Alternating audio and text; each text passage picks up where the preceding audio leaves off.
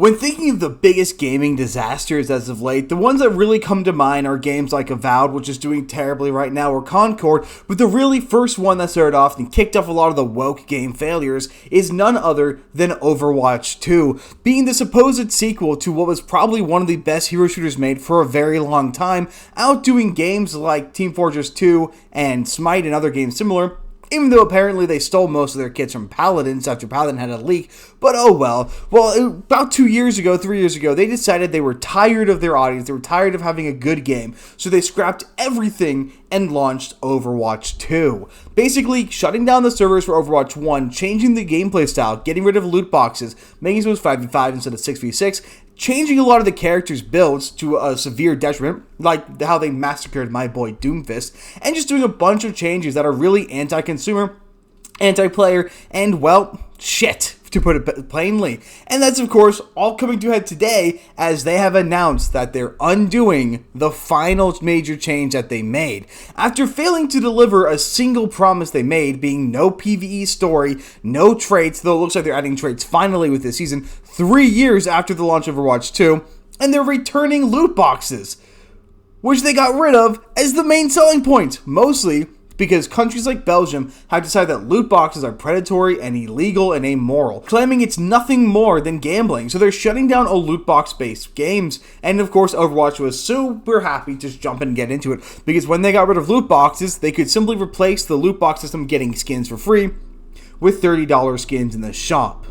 Because that just screams pro-consumer to me, doesn't it to you? Their entire system of Overwatch 2 was designed to be as anti-consumer as possible, while pretending to revolutionize the game and doing nothing to actually revolutionize it. They were tired of a meta, so they changed the meta. They were tired of not getting paid enough money, so they made the game free to play. So barrier to entry was reduced, which was a good thing probably, but then putting in battle passes that were a complete waste of time, far too overpriced and took far too long to complete, and then getting rid of loot boxes and replacing them with 6 different currencies in the store, making it a pain in the ass to acquire anything. Basically, if you wanted skins, you're SOL, sorry, try again later, maybe you'll get one in a few years.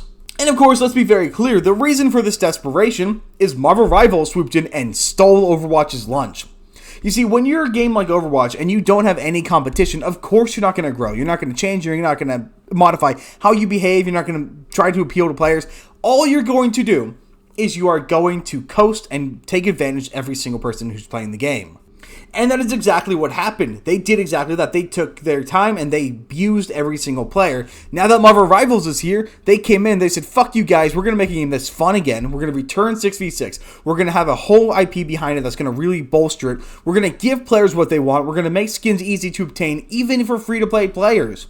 I'm sitting at a pretty large amount of things, and the Battle Pass in Marvel Rivals is fairly cheap, doesn't expire, so you can complete it whenever you want, and like I said, it's fairly cheap, it's quick to go through, so there are no real issues compared to the Overwatch 2 thing. Now before going any further, let's actually get into this.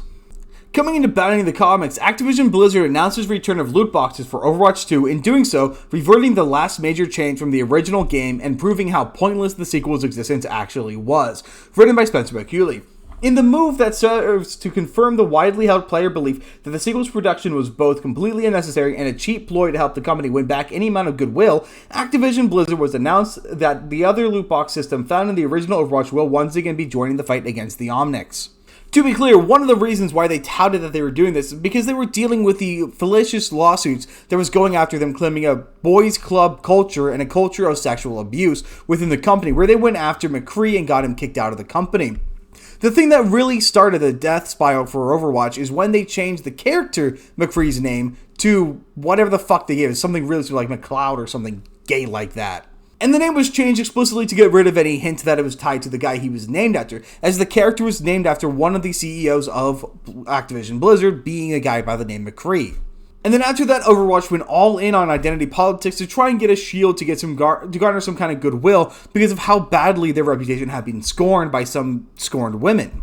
This backtrack was first confirmed on February 12th, courtesy of the official Overwatch series Twitter account, therein amidst a series of teasers as to what players could expect out of Overwatch 2's upcoming Season 15 update. The account eventually revealed that one such thing would be the fact that loot boxes are back. Available on the Battle Pass and weekly rewards, see what surprises are waiting for you when loot boxes make the official return in Season 15, the account added.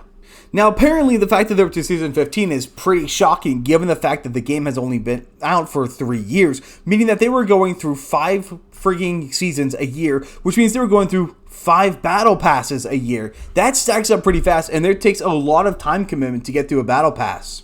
Now, in the original Overwatch, loot boxes served as the primary way in which players could obtain character cosmetics. There were only a few ways to get it. The main one was, of course, loot boxes. You would get loot boxes from completing challenges, from leveling up, and just playing the game. And then a loot box would give you 4 pieces of gear that would allow for you to gain cosmetics. When they switched over to Overwatch 2, what they did instead is they put into an overpriced store.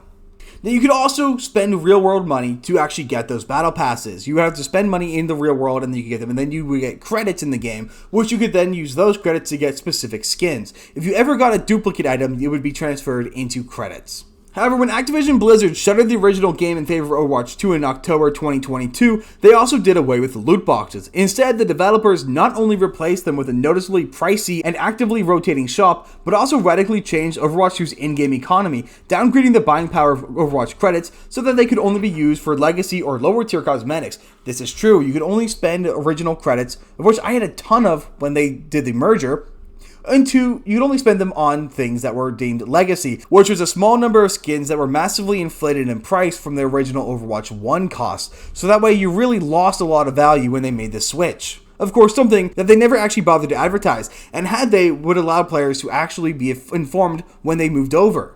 And then on top of reducing the value of the original credit, they also added an additional amount of credits into the game that allowed for a total number of 6 different currencies between Overwatch credits, Overwatch coins, Overwatch League tokens, competitive points, and mythic shards, all of which were to be used for different categories of items in different shops. And while it's a small step to bring loot boxes back, they're still going to keep their extremely predatory in-game store, and I'm sure they're going to heavily limit what cosmetics actually go into the loot boxes, so you're really going to be forced to rely on the store to get a lot of the rarer items. While the return of loot boxes is sadly a welcome one, it's an indicator of how bad Activision Blizzard screwed the pooch here that players are actually rejoicing at the return of a random chance gacha mechanic. Because people really hated the loot boxes because you could go an entire event and not get a single important event skin because Lady Luck just wasn't in your favor that day. But the fact that people are actively celebrating the return of loot boxes means that Overwatch screwed up so massively that people are desperate for chance at skins instead of having to pay for them. Look, I don't think Marvel Rivals needs to adapt loot boxes, though I would appreciate it. They don't need it because the skins are relatively easy to obtain, and the Battle Pass is so affordable and contains so many skins, it's not a big deal. Another thing that Overwatch does is they heavily bog down their Battle Passes with just recolors. Most of the skins you're going to get are just recolors of the other skins in the game, and it's going to be significantly less value. On top of that, they're filled to the brim with voice lines and sprays and other things that are completely pointless to the actual game and don't really work as convincing cosmetics. They rarely do anything of benefit to the actual player, and they don't modify the way that the player looks. But not only is this a sad state of the horrendous marketplace within Overwatch, it is also a representation of the metaphorical final nail in the coffin of the embarrassing experiment that is Overwatch 2. When the sequel was announced, Activision Blizzard touted 3 key differences as a justification for its development, including a loot box-less in-game economy, a shift in gameplay from 6v6 matchups to 5v5, and the long-awaited introduction of story-based player vs. everyone modes. Now, the reason for the loot boxes was actually because they were worried about being fined by the country of Belgium, and they got rid of 6v6 because there was a meta that was forming called GOATs. Basically, you would play 2 shield-based tanks, and then a specific healer named Brigitte, who had her own shield, and then you would run one more healer and a much more defense. The whole point was you would be too defensive to be able to be killed, and because this meta was everywhere, and Overwatch refused to rebalance the game to make sure that wasn't the case, they just said, well, fuck it, we're gonna ban one of the tanks. Just plop one of the tanks out of the game and assume that's good enough. They completely changed the way that the game played by removing a single tank and didn't actually bother to account for that in how they built other characters. But when they built new characters and added them to the game, they did account for this one tank system and made the new characters accordingly. And for the majority of the seasons, you had to buy the battle pass to get the new character. So there was a lot of characters you couldn't get because they were locked behind a paywall. And yet somehow this was touted as a pro-consumer move. Now that was changed after significant backlash and people just not playing the game. Another change that was made is they got rid of several game modes, claiming the game modes were stale, boring, and not very fun, including one where you pushed a payload. They recently, I think 2 seasons ago, returned that game mode, so that was another change that was denied. And then, of course, there's the PvE mode, which a lot of people are really looking forward to, because the one thing Overwatch always had was excellent cinematics and an excellent story. And people wanted to be able to explore that story in-game, and the PvE mode was supposed to be a way to do that. Basically, you would drop in with a bunch of other people, and you would fight a bunch of Omnics, or whatever else it is you're fighting, maybe Talon. And the goal was to just burn through all of them and get to an actual story. And one of the things that was promised to be added with that was a talent system, one where you could modify the way characters' abilities work, or even switch out abilities entirely, and that was also scrapped to keep the game just the same. Though it looks like with this Season 15, they are actually finally adding talents, and what's boggling about that is Apex Legends, which never once advertised talents, beat them to the punch. Now, those aren't the only things that are being backtracked. Another thing that was backtracked was the 5v5. They've re-added in a 6v6 mode. Originally it was classic mode, which is even better because it actually restored most of the characters to their pre-Overwatch 2 build. And because when Overwatch 2 was made, they ruined a lot of characters. They took away characters like Orisa, they completely revamped her kit.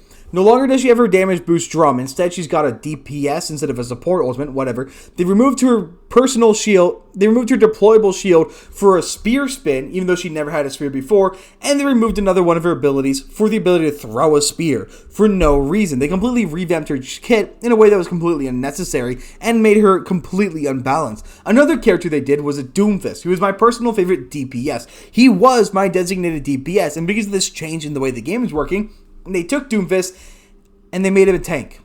And then they completely changed his kit. 100% changed. Not a single thing was maintained in his kit. The thing about Doomfist is he was a hard-hitting dive DPS, and he was incredibly risky and incredibly fun to play. And now he's just a tank who walks around with his big black fist blocking all of the DPS being shot at him so that it can reset it back when he actually does his punch. It's completely different, and it ruined a lot of characters when they made that switch. So there's Overwatch Classic, which just returns it back to 6v6 Overwatch 1 style.